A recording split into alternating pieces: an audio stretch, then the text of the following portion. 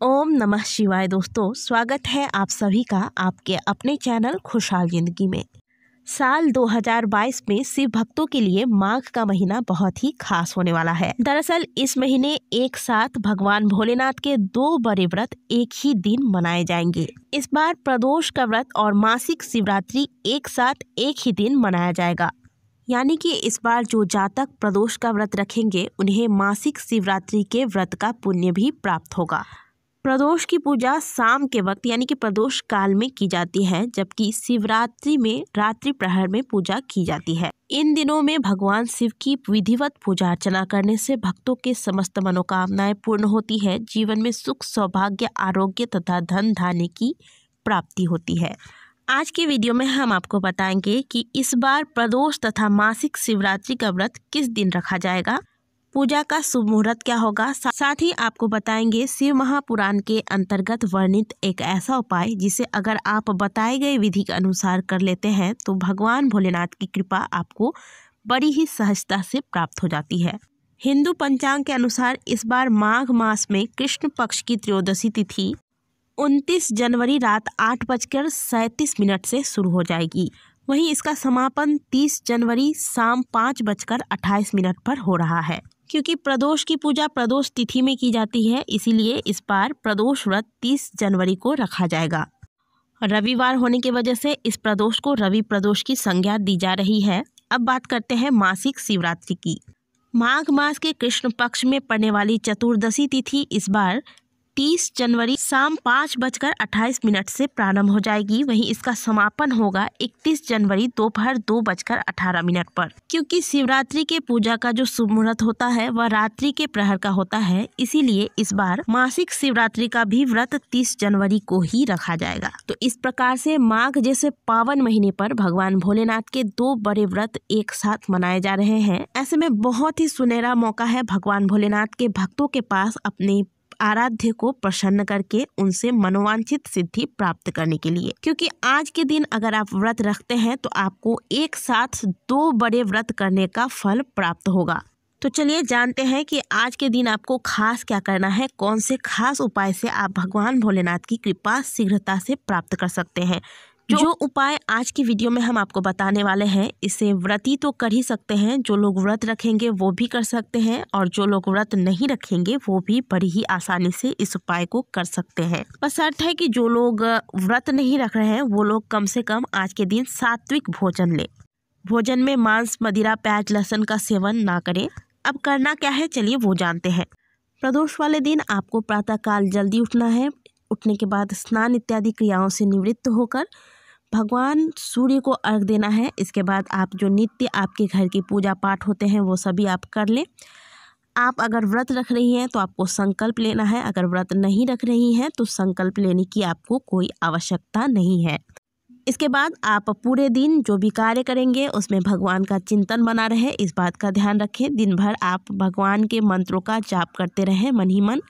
प्रदोष काल में आपको बेलपत्री ले लेनी है। बेलपत्री की व्यवस्था आप पहले ही कर लें। बेलपत्र के डंडी के नीचे वाला जो हिस्सा होता है, जो छोटे से गांठ बनी होती है, जो हम आपको वीडियो में दिखा रहे हैं, इस स्थान पर एक गांठ होती है, इसे आप तोड़कर निकाल दें। इसके बाद ही बेलपत्र शिवलिंग पर अर्पित किया जाता है, इस बात का सदैव ध्यान रखें। और यह गांठ आपको किसी चाकू या कैंची से नहीं, हाथ के सहायता से ही तोड़नी चाहिए, इस बात का सदैव ध्यान रखें। प्रदोष काल में घर का एक लोटा जल ले लें। घर का जल लेकर भगवान भोलेनाथ की शिवलिंग पर अर्पित करने से जो भी पितृदोष या वास्तु दोष आपके ऊपर लगा होता है वह सभी समाप्त हो जाते हैं। इसके अलावा भगवान भोलेनाथ के पूजा अर्चना में जो भी चीजें अर्पित की जाती है उनमें से आपको जो जो सामग्रियाँ प्राप्त होती हैं वो सामग्रियाँ आप पूजन में शामिल करें। पंचामृत अगर मिल जाता है तो आप पंचामृत शामिल करें।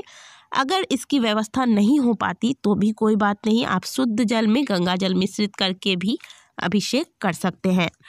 अब आपको प्रदोष काल में भगवान भोलेनाथ के किसी भी मंदिर में पहुंच जाना है। मंदिर जाते वक्त निरंतर भगवान भोलेनाथ के मंत्रों का उच्चारण करते रहें। मंदिर जाने के बाद सबसे पहले तो आप भगवान भोलेनाथ का अभिषेक करेंगे। पहले शुद्ध जल से अभिषेक करें, इसके बाद पंचामृत स्नान कराया जाता है, इसके बाद पुनः शुद्ध जल से भगवान भोलेनाथ का अभिषेक करें। इसके बाद भोलेनाथ को त्रिपुंड धारण कराएं। भस्म, अक्षत, पुष्प, बेलपत्र, समी के पत्ते इत्यादि द्वारा भगवान भोलेनाथ की पूजा अर्चना करें, जैसे कि आप बाकी के दिनों में भोलेनाथ की पूजा अर्चना करते हैं। क्योंकि प्रदोष और शिवरात्रि दोनों एक ही दिन पर रहा है, तो आज के दिन खास क्या करेंगे, चलिए वो भी जानते हैं। भगवान भोलेनाथ की पूजा अर्चना करने के बाद आपको एक सुंदर सा दीपक तैयार करके घर से लेकर जाना है। सुंदर दीपक का मतलब है कि आपको एक बड़ा सा दीपक लेना है जिसमें एक लंबी बाती हो।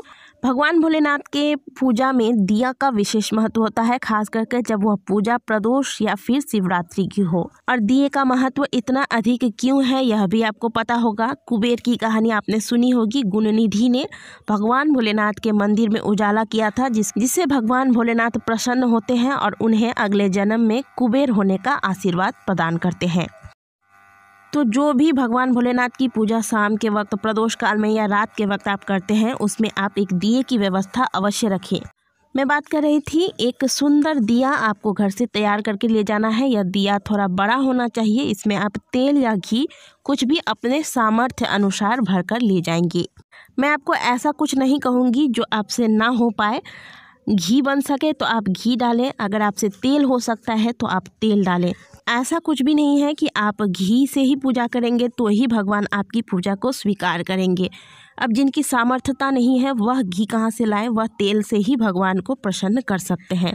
तो आप भगवान भोलेनाथ के मंदिर में एक बड़ा सा दीपक लेकर जाएंगे। इसमें लंबी बाती रखेंगे, इसमें भरकर तेल डालेंगे। दीपक इतना बड़ा होना चाहिए कि इसमें जब आप तेल भरकर ले जाएंगे और इसे जब आप प्रदोष काल में प्रज्वलित करेंगे तो यह दीपक कम से कम 2 से 3 बजे तक आराम से जलता रहेगा। और 2 से 3 बजे तक दिया जलते रहना यह कोई बहुत बड़ी बात नहीं होती है। आप आराम से यह कार्य कर सकते हैं। क्योंकि हम नवरात्रों में या फिर दिवाली में भी जब घर में पूजा स्थान पर दिया जलाते हैं तो वह रात के 3 से 4 बजे तक आराम से जलता रहता है। तो ऐसी व्यवस्था आप करके घर से मंदिर को जाएं। पूजा पाठ समाप्त हो जाने के बाद इस दिया को आप भगवान के मंदिर में प्रज्वलित करें। एक बात का ख्याल रखें कि दिया को कभी भी डायरेक्ट ज़मीन पर नहीं रखनी चाहिए। दिया रखें जहाँ पर, आप वहाँ पे थोड़े से पुष्प की पंखुड़ियाँ या फिर अक्षत इत्यादि से सजा दें और उसके बाद उसके ऊपर आप इस दिया को स्थापित करें। दिया जलाते वक्त आप इस बात का ध्यान रखें कि दिया का मुंह कभी भी दक्षिण दिशा में नहीं होना चाहिए। अब आप भगवान के सामने बैठे, आप ऐसी मन में भावना रखें कि आप किसी मंदिर में नहीं, आप किसी साधारण शिवलिंग के सामने नहीं बैठे हैं, बल्कि साक्षात भगवान भोलेनाथ और माता पार्वती के समक्ष बैठे हुए हैं। और अब आपको शिव तांडव स्तोत्र का पाठ करना है। यह पाठ आप मोबाइल में देखकर भी कर सकते हैं, लेकिन अगर आपको याद है तो आप आंखें बंद करके ऐसी भावना रखें कि आप साक्षात भगवान भोलेनाथ और माता पार्वती के समक्ष बैठकर यह पाठ कर रहे हैं। लेकिन आपसे पाठ करना नहीं हो रहा है तो आप भगवान के मंत्रों का जाप करें। और भगवान का मंत्र कौन सा है? ओम नमः शिवाय।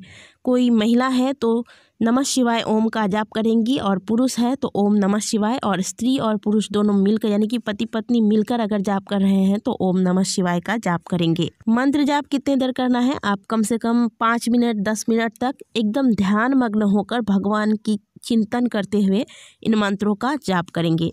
तो इस प्रकार से आपको भगवान की आराधना करनी है। इसके बाद आप कर्पूर जलाकर भगवान की आरती करेंगे। भगवान भोलेनाथ की जो आरती है, कर्पूर गौरम करुणावतारम, ये गाते हुए आप भगवान की आरती करें। भगवान से आपकी जो कामना है वह कामना बताएं, भगवान को प्रणाम करें। इसके बाद आप पुनः अपने घर को वापस लौट आएं। और जो दिया आपने भगवान के मंदिर में प्रदोष काल में लगाया है वह मध्य रात्रि तक जलता रहेगा।